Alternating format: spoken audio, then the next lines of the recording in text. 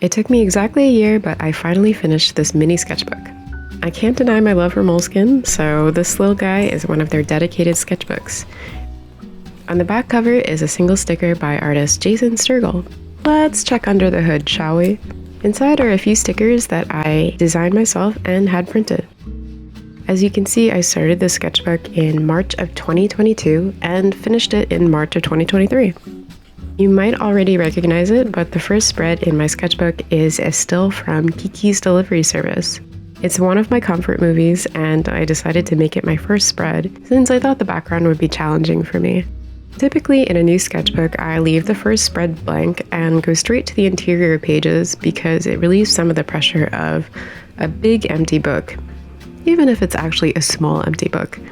Anyway, the spread was done in acrylic paint, then the lines around Kiki's figure were added via a black Muji pen. On the very next spread are a bunch of observational drawings of people on the street whose style I really liked. Typically when I see someone on the street whose clothes I really like, I try my very best to memorize their outfit and what their hair looks like, how they carry themselves. Then I'll later try and draw them. And whatever gaps I can't fill in from my memory, I'll just make up.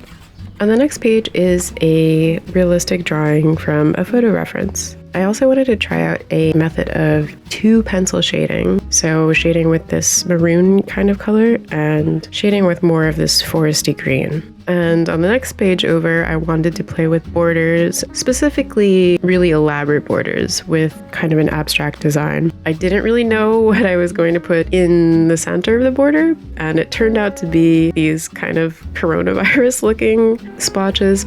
On the next page, I have some notes from a client job that kind of fell through, so we can just ignore those.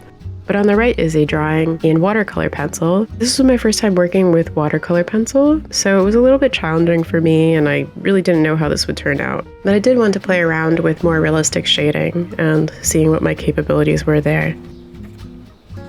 This next spread also plays with Muji pen. Typically when I do these, I don't do an under pencil drawing. I used to back when I was starting out with illustration, but now I've come to the point where I'm pretty comfortable with correcting my mistakes. And even when they do happen, they're kind of happy mistakes in a way. Because either it comes out ugly or I'll make a new exciting discovery. But these are my favorite types of spreads to do because it really just reminds me of doodling back when I was in school and just paying attention to the teacher's voice without really taking notes. So usually I do people watching sketches, but here we have a bunch of dogs that I saw and I tried to memorize them. I wouldn't say dogs are my strong suit, but since they come in a variety of sizes and shapes and different breeds, I thought it would be fun to try and memorize them and later draw them in my sketchbook. Across the page from them though is more people watching sketches. A lot of times I like to do cafe sketching in the city, so I think with this one I sat in a cafe window and just drew the buildings across. I wouldn't say that architecture is my strong suit, so I try to make myself do it every once in a while, and you can see a little bit of a car here, but just ignore that.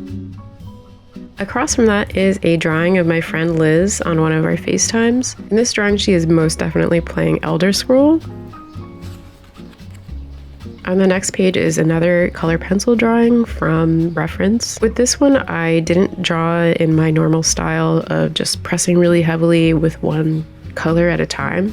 This time I went through the effort of trying to blend and shade with different colors rather than a more 2D approach, except when it came to the hat and her clothes, because I get lazy in those areas. Across from that is a drawing from my apartment, looking outside the window. Both of these are also reference photos that I think I found on Pinterest. On the left is a cliffside landscape done in colored pencil. On the right across from it is another landscape study, but in acrylic. These are more observational drawings, most likely from the subway, and I just really liked their outfits, so I had to draw them. I feel like this kid's outfit is pretty normcore. More observational drawings. This one featuring a really cute hot dog. On the right is a dad and his daughter. The dad carrying a toy poodle, or maybe it's a Shih Tzu, and the daughter carrying her skateboard. These drawings I did in a blue Muji pen, and I really wanted to channel elaborate florals and just very intimate, tiny scenes. The right ties into more of the space-themed aspect of the panels on the left. Yeah, I was just thinking a lot about this on the plane to San Diego. There's a little bit of bleed through from the next page, but I'll show you that next. So for this one, I had gone to the Dick Blick in San Diego and picked up my first alcohol-based marker, and I wasn't sure how it would interact with the page, but I took a gamble and shaded these observational drawings from my trip. And unfortunately, it bled through to the next page, but you know, it's all good.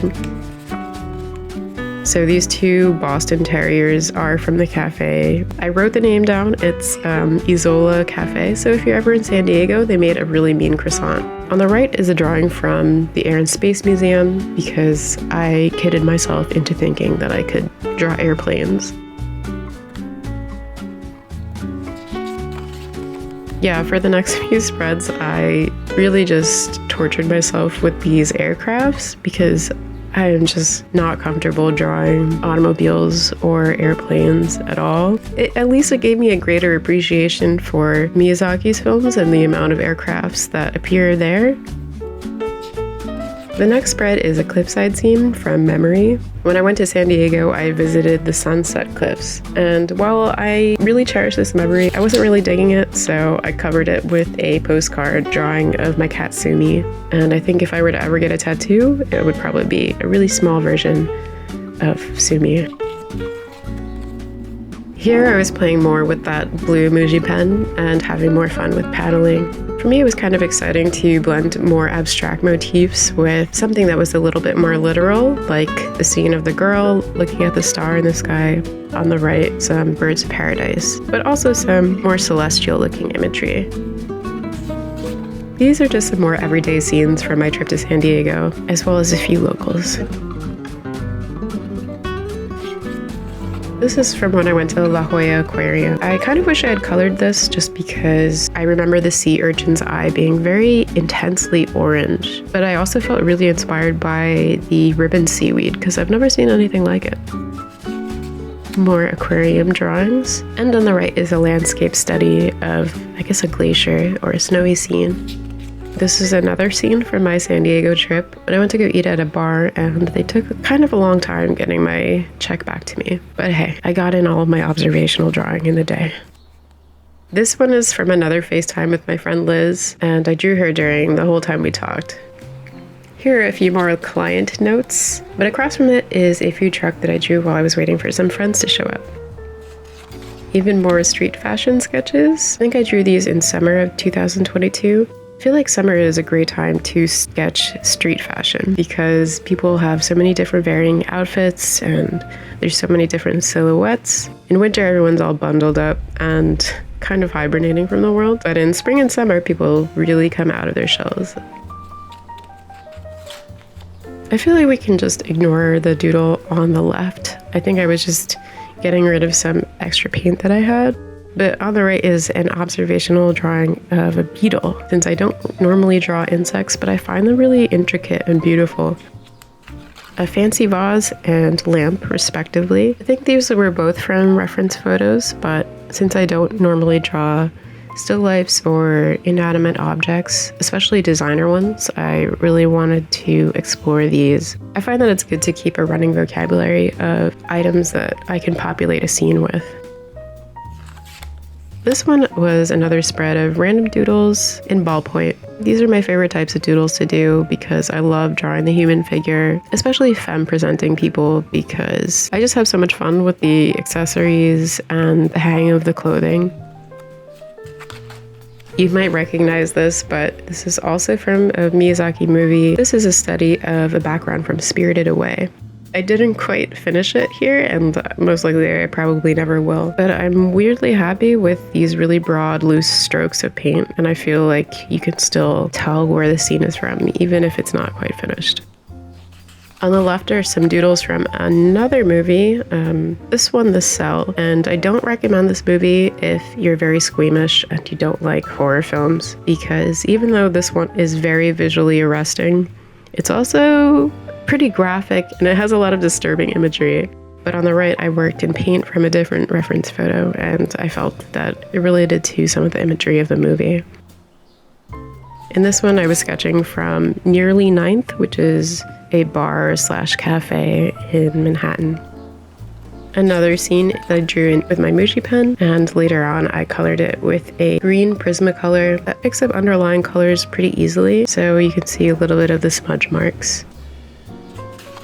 More Muji pen drawings, this one exploring a bit more with textiles and patterns. The story behind the drawing on the right is that a friend confided that she was pregnant, so I drew a tiny little baby being cupped by gigantic but gentle hands. This grid was a study in simplicity in terms of both composition and the amount of colors that I used. So for this one, I find that I often struggle with complexity in my work, and I often dither between two different polarities of wanting to put everything in a composition and just really lavishing the detail. But with this one, I really wanted to give myself the constraint of working in a very simple silhouette and just exploring how graphic I could make my work look. And even though these challenged me a lot because I'm not used to drawing in terms of this level of simplicity, I had a lot of fun with this. The drawing on the left was inspired by a hairstyle that I saw on Pinterest of someone who had just buzzed their hair very short and dyed clouds into it, which I thought was really cool. And on the right is a still life study from a photograph by Misiak Molok, and I'm really sorry if I'm mispronouncing that. But I'm actually really happy with how these colors turned out, and I find that pink pedestal particularly satisfying for some reason.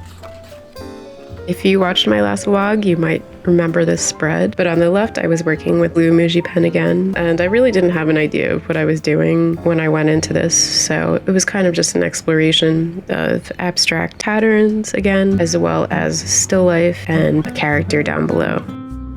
And on the right is a drawing from another reference photo where I was just really playing with patterns again, but also exploring fashion for older folks. Again, I think I was leaning into the visual aesthetic of Clamp, if you remember them.